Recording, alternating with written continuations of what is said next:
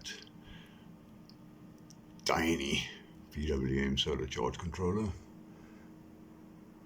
ESP node.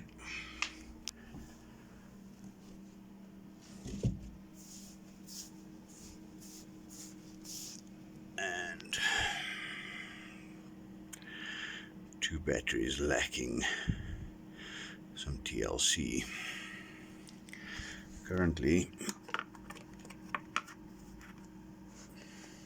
sitting at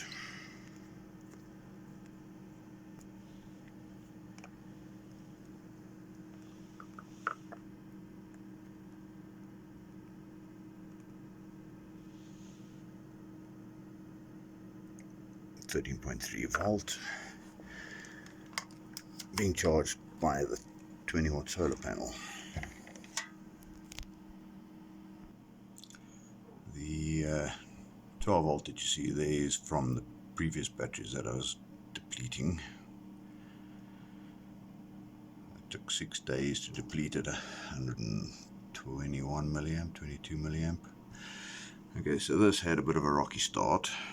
The simple reason because this PWM solar charge controller does not like anything below 11 volt. So I had to give it a quick boost with a battery charger just to get it above 11, and then connected the tiny PWM solar charge controller back up again, which is now physically taken over. So we'll just see how far that gets.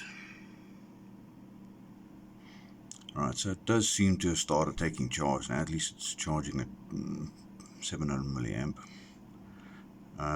The state of charge at the bottom you can see is at 100.7%, which is absolute nonsense, but I mean that'll get reset once it's fully charged, so that a load test can be put onto it, and then you can see how far these batteries go.